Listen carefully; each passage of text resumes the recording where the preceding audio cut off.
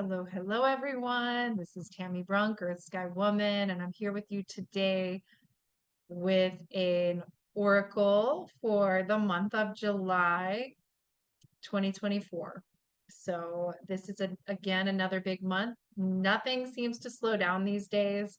What a wild ride we are in the midst of, and nothing seems to be getting normal again. So, and the astrology this month is really quite incredible. So, I want to tune in with you today to the just the currents, the astrological highlights, and that's going to include some of what I'm going to be speaking into today include Neptune stationing retrograde. That happened yesterday. Today, as I speak to you, it is July 3rd, and yesterday was July 2nd. And so the very beginning of the month, we initiate with this retrograde Neptune at 29 degrees. And so that is really going to flavor and take us into July. We also have some of the highlights are, of course, the new moon in Cancer. That's a really special new moon that I'm going to tell you more about why that is a really extraordinary new moon. That's on the 5th of July. That's later this week. I'm going to spend a little extra time on that. We're also going to talk about the second Capricorn full moon. We have two Capricorn full moons this year. That happens sometimes. And why that's also that full moon on July 21st is very significant for us. And then there's two other major events that I'm going to speak into. One is that we finally have Venus reappearing in the evening sky this month. So she is going to be emerging, the goddess is going to be emerging from her journey into the beams of the sun, into the goddess has been in the underworld or the great below. And so she is going to be appearing for us as the love goddess in the evening sky this month. That's very exciting. A lot to share about that and what that significance might be for all of us. And then also finally, we also have Chiron as well stationing retrograde. So we've got Neptune stationing retrograde, Chiron stationing retrograde, and Venus appearing as evening star, and two incredible new and full moons. Okay, so let me start with Neptune retrograde. And this, I talked a little bit about this last month as well, but Neptune is at 29 degrees Pisces. And this is a very, very, very significant placement for Neptune.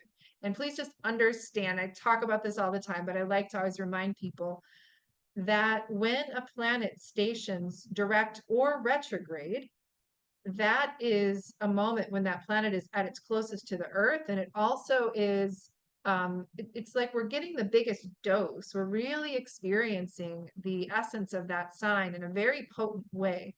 And when it's an outer planet like Neptune that moves very slowly from our view here on Earth, you can really feel the effect of it for at least about a week on either side of the exact retrograde or direct station. So it's exact July 2nd, and we will have been feeling it moving into July. And then it's also, but that's the point of exact. So sometimes with astrology, we will feel and have experiences that are very physical and very literal with the planets when they're in an extreme position. And I'm going to talk about why I say it's an extreme position for Neptune is when it's at 29 degrees Pisces. But we're seeing that in the world right now. It's been in 29, it's been about at 29 Pisces since May. And in this period of time, we've already seen a tremendous amount of flooding, extreme flooding events from India, China, all across parts of Europe, and here in the Midwest currently, as well as in other areas across the globe. So, extreme flooding, literally with the sign of Pisces, very watery. It's connected to flooding. That's not an uncommon event to have happening. And then just literally 29 degrees of any sign. When a planet moves to that degree, it's known as the degree of fate or the anaretic degree. And it has lots of different associations, but one of the ways you can look at it is that, there's only 30 degrees in every sign. And so when you get to the very final degree, there is all this accumulated knowledge and wisdom that we have access to. We've been through the whole journey of that astrological sign and all of the energies associated with it, all the associations, all of the medicine of that sign. So it's like a great elder, right? Who has all this tremendous wisdom that we can access when it moves to that sign. And so with Neptune at 29 degrees Pisces, the other thing about that is that we often here in the West see these zodiac signs as beginning at 0 Aries. That's a point on the world axis, is how they refer to that. And then it completes, so it ends with Pisces, begins with Aries. That's how we see the beginning and ending of signs. Now, there are other ways to look at that, but just for the moment, we're going to play with that. And that can be then seen, we can see that as the omega point. It's like the very ending of a massive cycle and the beginning of a new cycle. And this is the time we're in so many ways. It's, again, as I always say, the hospicing of one age, one way of being as a humanity, and the earth as well is going through her evolution and her change. And we are birthing, midwifing the birth of a new way of being as a human species. And boy, do we ever need that, right? So it's at the very end of the sign. There's deep elder wisdom, and the sign of Pisces has so much. It has, first of all, I want to speak into unity consciousness. That's one of the higher expressions of Pisces, is it's the remembrance. Again, at the end of the cycle, it's this remembrance and recollection that we are connected to one another, that we are all one heart. And every wise spiritual tradition has a way of speaking into this reality, the ultimate reality that I am you and you are me. Any wise spiritual culture has that understanding embedded within its spiritual DNA. And Pisces carries that wisdom. Again, there's the idea we're at the very final, the very completion. It's like when, and we're in a process of dying and being reborn literally in our lives. Before we die, ideally, if we're prepared and if we are supported in that passage, then we'll often see that. I know I've experienced that with the death of my father, the death of my grandfather in particular. I was close by when that happened. I was there when they passed. With my dad, I was right there with him. With my grandfather, I was with my family they were in the other room. And in the aftermath of those deaths and in the days prior, there was such a feeling, such a sense of the sacred. There was such a sense of just tremendous outpouring of love and tenderness and grief. And it's like an opening into the world behind this world, the world of spirit, our souls and our spirits. Even though our hearts were breaking, our souls and our spirits were very alive. So if we think about this as the completion, the death of a certain cycle that Neptune's representing for us, there is all that grief. Our hearts are breaking open. The floodgates are opening literally for many of us as humans. And we're feeling the grief of the loss of all the ways our world is changing, all that's dying in our old ways of being. We're feeling the grief in that. And also our hearts, again, are being opened to recognize the connectedness between us. That's the potential. That's the higher potential of this Pisces in 29 degrees, Neptune in 29 degrees Pisces. And that's a big aspect of what's available to us, is to step into or rise into that unity consciousness. And, often it is loss, or it is the loss that we are experiencing, or the suffering. Pisces understands that the suffering that comes with being human can open a doorway into perceiving beauty and making beauty and having your heart open into spirit and into source and into the recognition of the divine. So this can be a spiritualizing moment. Saturn's also in Pisces, so we collectively, I've been saying this for a long time, we're in a zone of spiritual sobriety. We are being really sometimes dragged kicking and screaming. We are maturing spiritually, like it or not. And I certainly see that here in the US. And we need that spiritual maturation. The Q'ero and many other indigenous or traditional peoples would say, their spiritual elders would say that as a human species, we are really at the stage of an adolescent or a teenager. that we haven't fully matured yet. So there's kind of, and that's how we're behaving in our environment. We're kind of rebellious, we're not really, as a human species, we're not playing well with other species and with the planet as a whole. You can see what we're doing. We're kind of like a teenager that hasn't been well, um, that hasn't been provided with the appropriate rites of passage, right? To understand how to move into this next phase of life and move from a place of entitlement, perhaps, or privilege and disconnection from the larger family of life. Now we're moving into a zone. What's been being required of us is that we mature and that we come to recognize that with the great power that we have as a species also comes responsibility. And that's waking up in our hearts, I believe, as a collective, is as we look around and we so many people are waking up, so many people through plant medicine, through um, a million other things. So many people are thankfully beginning to connect back into the weave, into the reality of this earth, and to the consciousness that is imbued in the plants, in the animals, in the landforms, in the rivers, in the waters, in this sacred natural world that we are a part of this creation. We're beginning to have the filters drop from our eyes and from our larger embodied experience, so that we're beginning to see and feel ourselves as belonging to this beautiful, we're beginning to remember the spirit that lives inside of this natural world around us, and be awoken to the wonder in that, in our interwovenness within that.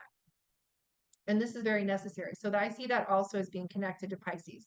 Neptune in Pisces and Saturn in Pisces is helping us remember, awaken to the reverential aspect of what it means to be a sacred human. It's forcing us out of the secular kind of prisons that we've put ourselves into, of separation, of believing ourselves at some level, or being told rather, again and again, that we are kind of like these machines, who are just here for productivity and to consume and to be extracted from. Let's just be real about it, right? So we're evolving out of that way of seeing, and we are maturing, and that's what's required of us right now, is to grow up in a lot of ways spiritually. That's what we're being called to, and I think a lot of us feel this. And I think many of us also, kind of like a teenager who's had their way for a long time and they get to do everything they want, and then at some stage it's kind of like, wow, this is kind of boring. Like there's a natural innate desire, and I'm not speaking negatively about teenagers, because teenagers actually in a healthy society are understood to be these beautiful sacred beings who have this fire and this passion to affect change. They naturally want to, they're courageous, they're bold, they're brave, they naturally want to evolve the culture, they want to serve their community. That's, in a healthy culture, young people are reverenced, they're loved, they're provided with the tools and the awareness to be, to prepare to be the next, to bring the heart back into the village. And it's a beautiful story in Martin Prechtel. He is a beautiful teacher and a writer.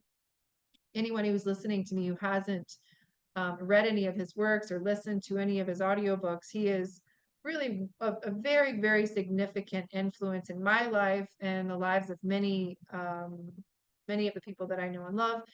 And in his book, Long Life, Honey in the Heart, he describes as an individual who was initiated as a shaman and also as a political leader within the Tsuchujil Mayan communities in Guatemala previous to the Civil War. He was witness to the rites of passage for the young men, and he participated and supported in guiding that. And what the young men would do is they would be guided into a process where they would have to go down into the lower centers, literally, of the earth, and they had to face death on some level. And they had to face death in order to bring back the heart of the world. That's how this initiatory process was perceived of, and it's how they enacted that process. And so when they would come back after this grueling process of initiation, they would come back to the village and they would be just absolutely, I mean, the entire village was filled with this joy and celebration and love and gratitude for the courage that it took for these young people to bring the heart of the village back. And that's what we as a human species are needing to remember, is the kind of rite of passage that Gaia herself is guiding us through, to remember that we're needing to face the death of our old self and our the aspect of self that's very focused on our, just on our own species.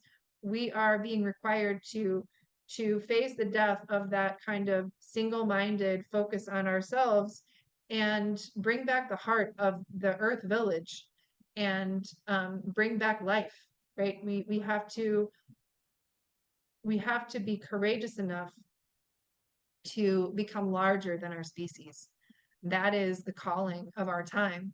And it's urgent, you know, and it's funny when I say it's urgent, I want to also reference another book that I've been reading recently. It's a Communion with the Earth, I believe. It is Cynthia Jour is the name of the author, and she is a woman who, for the past 40 years, she's been tasked with this sacred calling to take these treasure vases, which are an ancient Buddhist tradition, to take these relics, these treasure vases, and bury them at certain points across the earth, like these sacred, these meridians across the earth, these places where there's wounding and war and nuclear power. And these vases are like these little like little acupuncture needles. They're medicine that support the healing of the earth. So she, I was recently reading this book that she had written about her journey through that process. And it was just such a beautiful reminder, again, of what we're capable of now, this moment, what we're being called to, and how we're being tasked with this care for the earth in a new way. And what had struck me, that brought me to that story as well, was that when she had gone to Liberia, she'd gone to the Congo, and she'd been deeply moved by what was happening in those communities, and the courage and the tenacity and the resiliency and the beauty of the people in those lands who had lived through such incredible devastation, and their spirits, you know, were still alive. And she had come to learn that it was the people of Mali, and this is actually very timely for this month astrologically, the people of Mali, the Dogon tribe, the Dogon people, they kind of held the key to the liberation of Africa, basically the freeing of and the healing and the mending of the peoples and the communities in Africa. So she went to visit an elder in the Dogon tribe. And one of the stories she shared that was really interesting to me was, she was, you know, as we all are in this moment, she was quite aware of everything that was happening across the globe, and she was feeling just this burden of, you know, what she needed to do to be able to try to bring healing. And, you know, and she asked this elder, this Dogon elder, she said, well, how do you deal with that sense of urgency, you know, that what we're doing to our earth and how everything's falling apart? And she said he just looked at her, and he just, with a lot of kindness and compassion, and he said urgency. He said, that's not something that we do here. Urgency is not something that belongs here.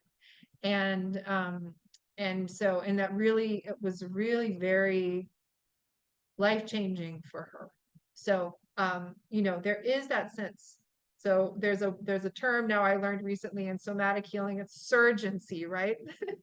The difference is, the surgency is when we feel that we do have a calling. It's like, yes, I'm here to do something, and I'm going to take this step and the next step and the next step. But it's a bit different than that kind of, that, I want to say it's like a very it's a dissembling, or it is a disempowering feeling of continually living from fight or flight, that we are continually impulsed into. We are, you know, we live in a society with the media, with the information that we are flooded with every day, that is continually activating our nervous system, and it does not coming from that place does not create positive results.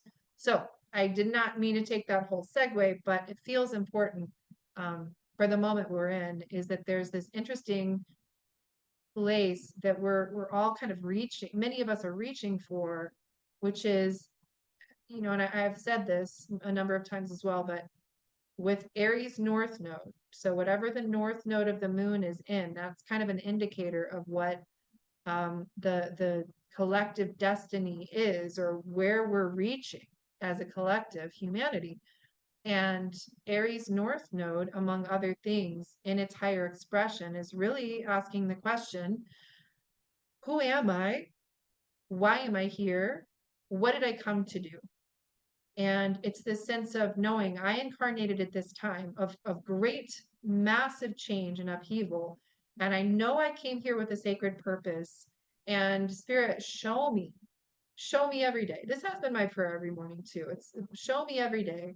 Be close to me. Show me. Who am I? What am I here for? What did I come to do? And, you know, it's not the kind of thing, sometimes many of us do have a vision. It's a much larger vision that we're working towards. So we honor that. Like Cynthia with her treasure vases, you know, and when it's a big vision, you're going to feel discouraged a lot. You're going to wonder if it matters. And then there are others of us, and there's the macro and the micro. There's also the moment by moment, day by day. My purpose is also moment by moment, day by day, to cultivate the discipline to be kind, to cultivate the discipline to meditate. And this is a very important time to meditate. That's also all the Pisces energy is inviting us into. Again, the spiritual maturity has to do with doing whatever it takes so that we are really rooted and grounded and connected to source. We are connected to spirit. We're connected to our wiser selves. We're connected to something bigger than ourselves, a higher calling. And when we are, and often it's not like we just stay there. We veer away and then we come back home. We veer away, we come back home. So meditating helps. It creates space. But it's really not, at this stage, it's absolutely necessary to have practices to bring you back to your body, bring you back to spirit. And because otherwise there's so much accelerated energy out there. There's so much going on that we just get kind of tossed around by all the information on our screens and by, you know, scrolling and the, you know, the new information. And so it's very easy right now, especially with all the Gemini energy in the field, to just get kind of pulled around this way and that. So centering, grounding practices of meditation are really important right now. Okay, so but that's the Neptune station, and that's, you know, really opening the month with this, I think, a really supportive energy and medicine of come home to your heart, come home to your spirit, allow the floodgates to open, allow yourself to be moved by all the changing you see around you. And then again, this Aries energy is still always in the field with North Node and Aries. And who am I? What did I come for? And what if, and on a daily basis, you know, what am I here to do today? So the path of spirit is very important to hear the call of spirit. And it's, you know, when we get quiet, it's right there. Our guides are there. Spirit is there. The God of our heart is there speaking to us and our dreaming. It's right there. We have so many guides and allies. We have so much support to guide us on our path. So that's how the month opens. Now, the next thing I'll talk about is this new moon. And I'm going to go ahead and I'm going to share my screen to look at this, the Cancer new moon. That's July 5th. And so I just want to share this so I can talk about a couple of the details of it. But the reason I say that this is a very, you know, it's like we don't have new and full moons anymore that don't have really extraordinary features. There's nothing ordinary anymore, right? That just doesn't even exist. The only ordinary is we live in a time of miracles, wonder, great turmoil, great grief, loss, beauty. We get to be the beauty makers. It's important for us to become the beauty makers. You know, take the loss, take the grief, take the sadness, meet it, make beauty out of it. You know, that's what we're called to. But this new moon it's going to be exact at 5:57 p.m. July 5th, Friday, and it is conjunct Sirius. It's at the Sirius point. 14 degrees Cancer is aligned. That's the alignment or the activation to the star Sirius in the sky. And Sirius is the brightest star in the sky. It's actually not just one star, it's two stars. It's binary. And it is a very, very significant star in many ways. One of the reasons it's so powerful is that it is, or some of what we can talk about with Sirius is that it has a deep connection to the Egyptian cultures and to Egyptian culture. The Egyptians would have seen Sirius as Isis. There were some periods where Sirius was seen as Isis, and about 2,000 years ago, Sirius would have risen as morning star at around the summer solstice, and that would have been around the time in ancient Egypt where the Nile River would be flooding the fields and nourishing the crops. And, many ancient societies, they marked their calendars based on when a very significant star or star cluster would be first seen in the morning sky before sunrise. And that's how they marked their yearly calendars. And so for them, the new year, again, would have been solstice, but it would have been also a very significant timing because Sirius was first visible then. So there's a connection to the wisdom of ancient Egyptian cultures and societies. There also, again, is the Dogon tribe that they would say those people, the Dogon people of Mali, say that they come from Sirius. They come from that star. And before the astronomers even knew that it was a binary star system, they already knew that. They knew that because they come from that place, is as they say it. And so, Sirius has a connection to that culture. And Sirius, many of us now are very familiar with the idea that we each come from star lineages, that there are many different, many indigenous people say they come from the stars. And, we all, you could say, have some DNA that comes from different star systems. That more and more, we're waking up very quickly. We kind of begin to understand that.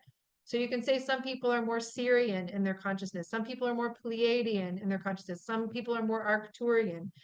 And Sirian consciousness, among many other things, it's connected to sacred geometry. Look at the pyramids in ancient Egypt. And it's connected to higher wisdom in many ways. It's connected to, and so there's so much more I could say about this, but when the sun and the moon at a new moon are activating a star, it's already a star gate when the sun activates that star every year when it is aligned to that star.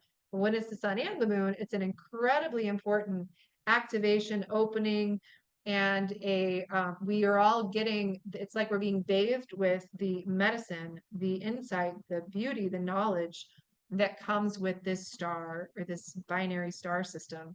And so, over the next week, it's really to open to receive the higher wisdom from Sirius, and to really, in our meditations, it's really important to be taking time for meditation. And again, to ask to receive that higher wisdom to help guide us in very practical, real ways in our lives. How can I be? Who can I be? Who can I become? How can I show up to be a part of this movement towards healing, towards awakening, towards mending the heart of the creation, mending the heart of the sacred human, helping us reconnect to our own spirit, reconnect to our beloved other humans and communities, and reconnecting to the natural world and to the cosmos, to the living creation. So this is a time for that. And the other thing to consider with that is that the sun, the birth of the U.S. nation, the birth chart for the U.S., the sun was aligned with Sirius. So we are a very Sirian nation. And it could be said that the founders of the U.S., despite their many shortcomings and the shortcomings or the spiritual immaturity of the times when it came to massive issues like the roots of the founding of the country that involved slavery, the country being built on slavery and being built on genocide with the removal of the original peoples.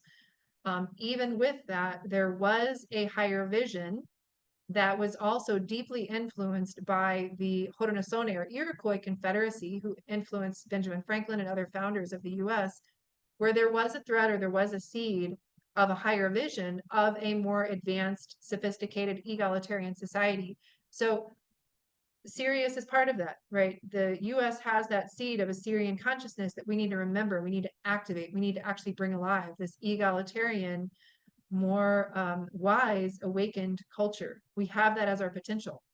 And so I was going to limit my time with this today. I didn't want to go for a full hour. So that feels like a hugely important element of this new moon.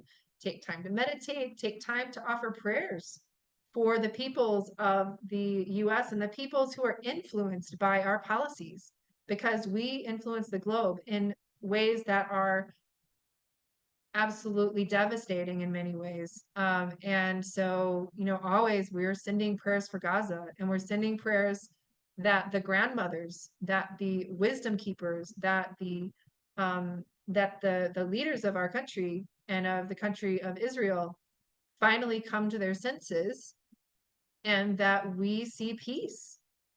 I say those words, and I know many of you would, how is that even possible? But something that feels very, very important that I have to say today is it's so vital for us not to get caught up so much in the physical, material reality of what's happening right now on the ground in these regions where the US has a big influence and where the global powers are vying for control. We are very powerful people with our consciousness.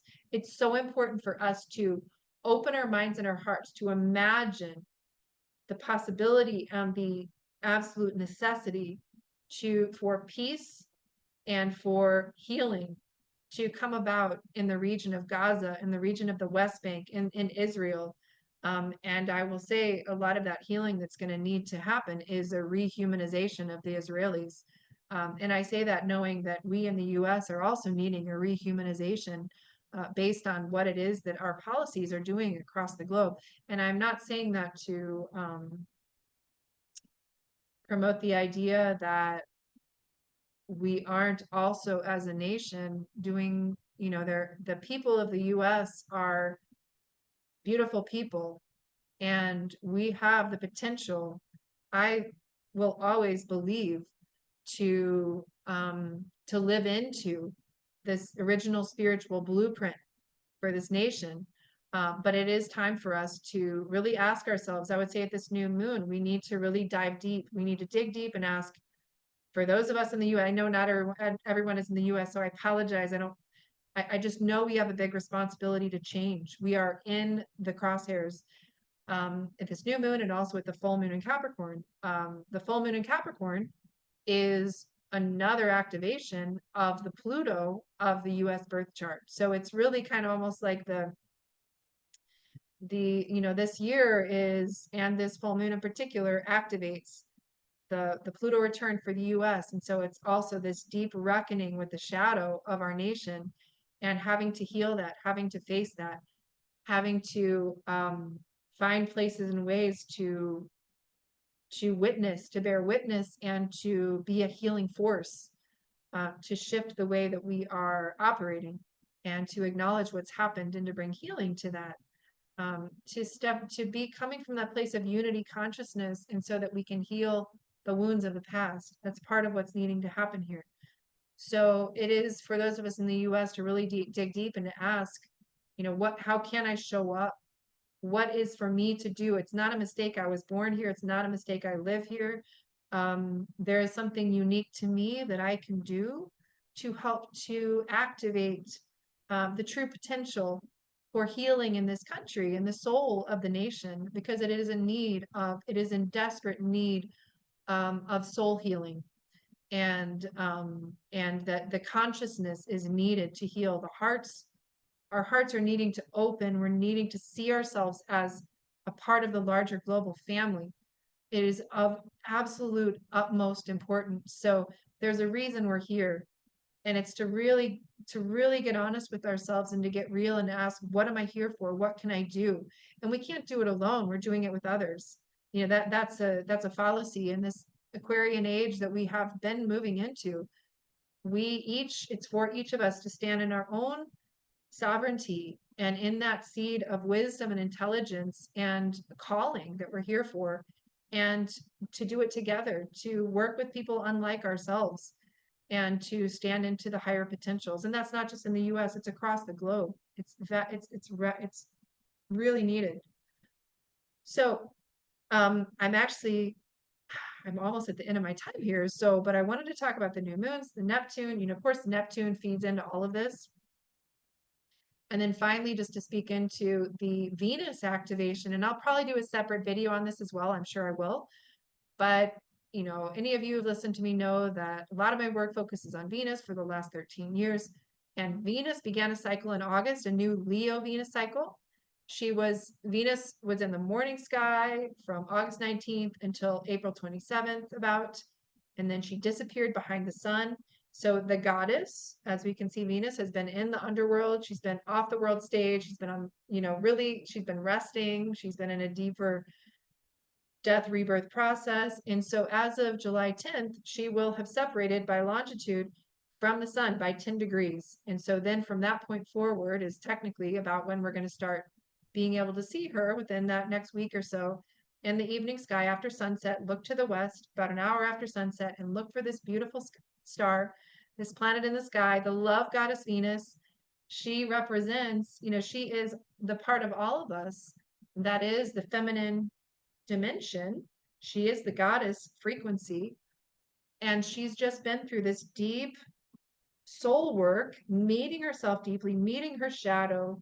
And so she's coming out and she's very close to the sun. So she's not super bright yet. She's tender. There's a part of us that's kind of tender, that's just coming out of the darkness, who is beginning to wake up. But this is a beautiful thing. She's beginning her evening star journey. She'll be in the evening sky until late March of next year. And so that's the Leo goddess. That is the feminine leader rising in our world. And feminine leadership is massively needed with men and women to lead and to guide and to have the courage and the boldness, the creativity and the beauty to create something new in our world and to address what needs to be corrected. So we're needing to find our feminine power. And when I say feminine power, I mean it's that feminine power that is in service to life, that is in service to Gaia, that is in service to community, that is in service to mending the fracture between men and women, mending the fracture between earth and sky, mending the fracture point between body and spirit, mending the fracture between the global north and the global south, mending the fracture point between the great religions. It's time for healing. It's time to reconnect. So that's the moment we're in. I'm going to end it there and have a beautiful month. As you can see and feel, we're really being called into our leadership, and through love and through service to the whole, we're really being called to awaken and to mature spiritually. So this is what we're here for. It's what we were born for, and it can feel intimidating. It can feel overwhelming, but this is where we're at. This is the time we're in. So sending so much love. May you have a beautiful month. And I'm just so grateful to you for being here and for all the beautiful work you do. I know that you're all out there just bringing your hearts and bringing your wisdom into your communities, and you're such a gift and a blessing. So much love to you, and you're not alone. We're doing this together, and I'm sending you so much love.